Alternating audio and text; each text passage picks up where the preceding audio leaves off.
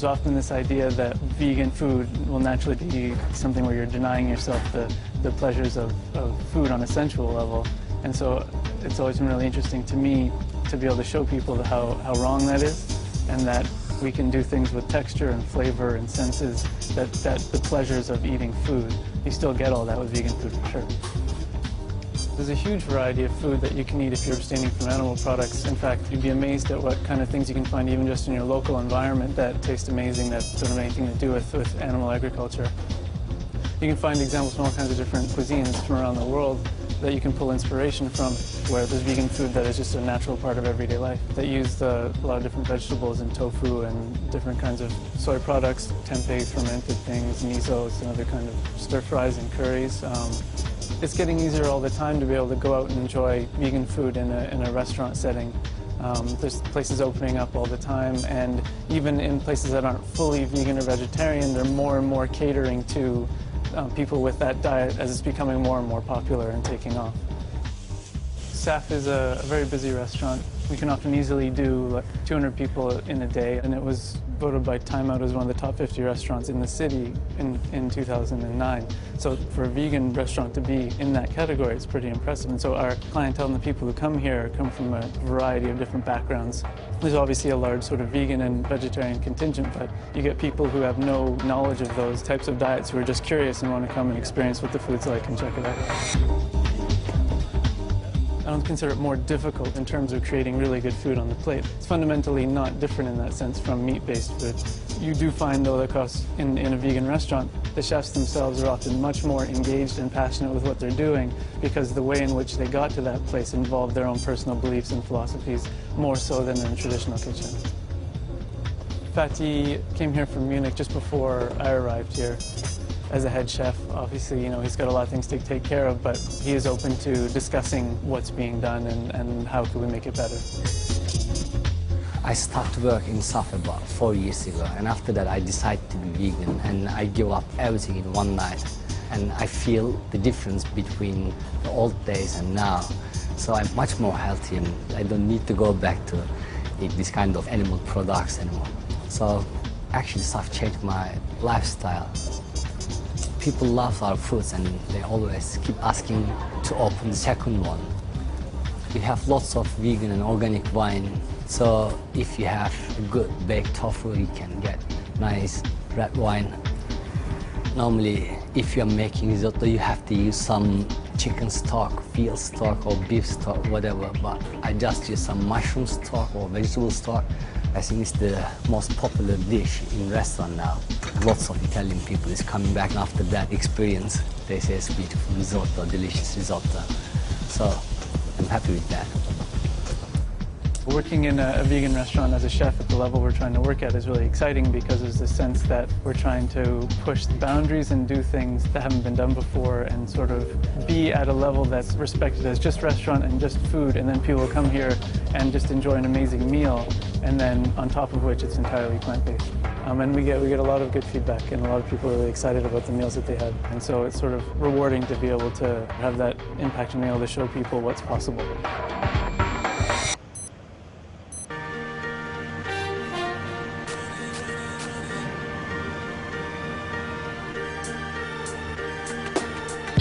I have a very, very active lifestyle. I'm a retained firefighter. I'm on call 24 hours a day, 7 days a week. I always have to be armed and ready to go at all times, as well as my training. And I can honestly say that I never feel inadequately catered for on a vegan diet. I started running predominantly to raise funds for animal charities, and I started to win races, and I decided that the ultimate goal would be to run a marathon. I entered my first marathon in 2000 and I won it, and from there I just decided that this was the way forward to help more animals and to promote vegan diet. Training for a marathon is not just about going out and running endless miles. It's about doing speed work, it's about doing a lot of endurance work and coupling the two together. So you've got to be fast, but you've got to be fast over a long distance. So I personally, and everybody's different, train between about 80 and 100 miles a week. I have complete 100% faith that my diet will give me everything that my body needs to perform well. I certainly don't look at meat eaters and think I could perform any better if I ate meat. I've run 22 marathons and I always produce a good run, no matter what. When I'm at a race, people are quite surprised that I can do what I do on a vegan diet, and they say, "Why are you vegan?" And I would say to them, "Well, why aren't you? Because after all, I've just beaten you. So perhaps if you try my diet, you might be up there winning races too." On one particular occasion, the person that presented me with the award was the Lady Mayoress, and she actually said that her daughter had been wanting to go vegetarian for quite a few months. When my mum was able to tell her that I'd been vegetarian since tiny and vegan since a teenager, she was really overjoyed that there was a role model there that she could use. That's a bigger achievement for me, because that's somebody growing up, and then she's the future, and veganism is the future. No alcohol, no weed, no cigarettes, no E's, no milk, no cheese, no eggs, no meat, just meditation and peace, red lentils, chickpeas, good workout, good sleep, more sunshine like breeze.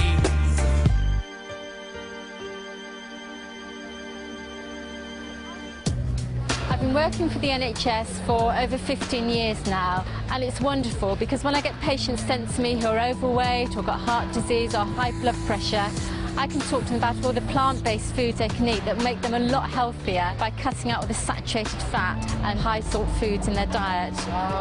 Recommendations now by the Department of Health is to go towards a more plant-based diet with the encouragement to have 5 portions of fruits and vegetables a day.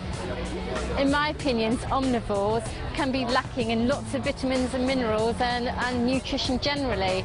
If you look at the obesity, look at all the fast foods, they're the kind of foods that vegans just wouldn't entertain eating at all. And certainly studies have shown that vegans are less at risk of heart disease, type 2 diabetes, and things like hypertension. So certainly a vegan diet encompasses all those health benefits as well.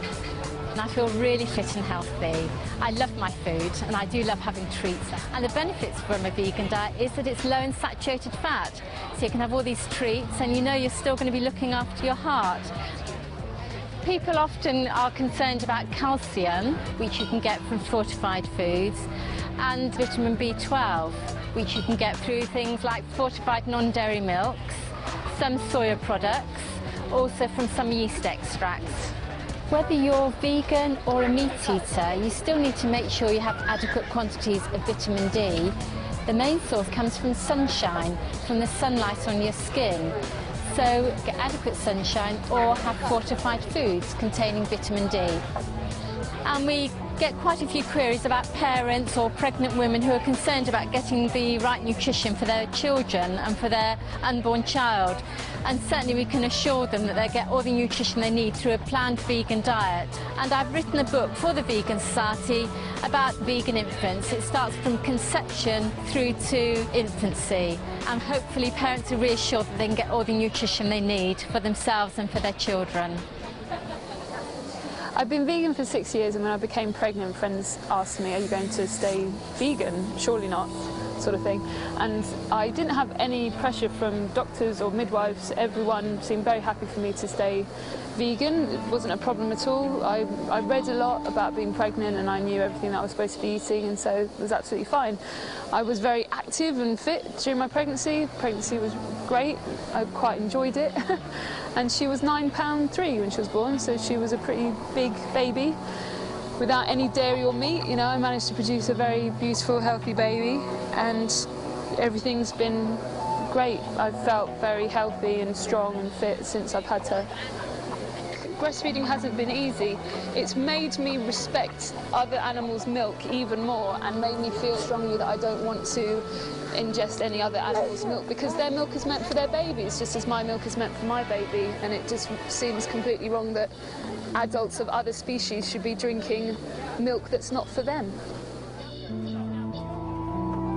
I've been very lucky. I think she's a very happy baby. She's not had colic or any digestive problems, and some people have told me anecdotally they think that's because of my diet, that I'm not eating anything which upsets her digestive system.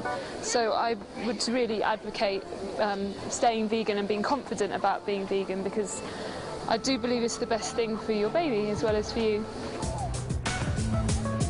Thank you. Okay, thanks a lot. Bye.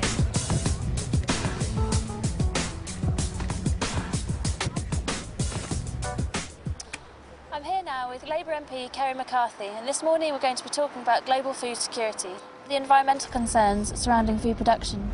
Well, I think people just need to be very much aware of the impact of the Western diet on the environment as well. I mean, some people will become vegans because of health reasons, some because of concerns about animal welfare. But I think increasingly people are beginning to look at the impact of industrialised farming and the fact that we just cannot sustain a Western-style diet.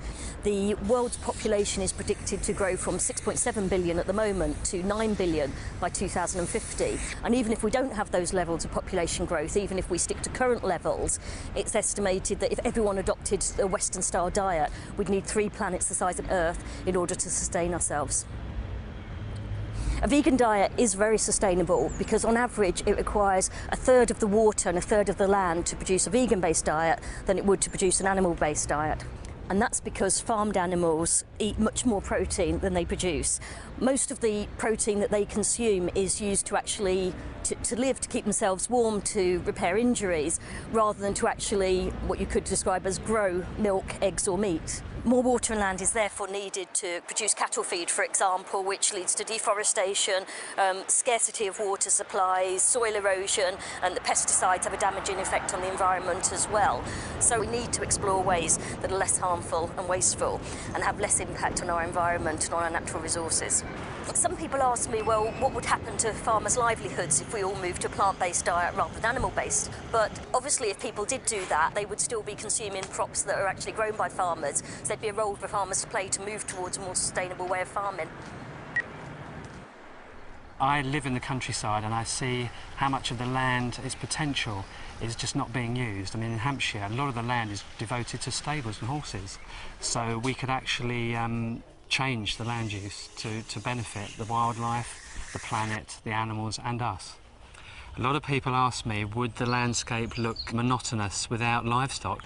I mean, I could say that we've actually created an artificial landscape which was more diverse before, with trees and wildlife, and we would actually encourage the diversity of crops. We would be seeing orchards of nuts and fruit.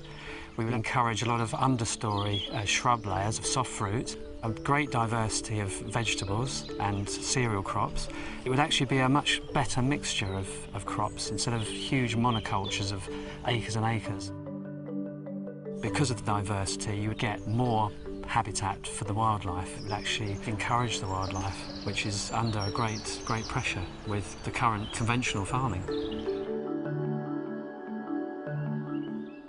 The bees here are very important. They actually operate at much lower temperatures than honeybees. They come out earlier and they feed later, so you're getting good pollination.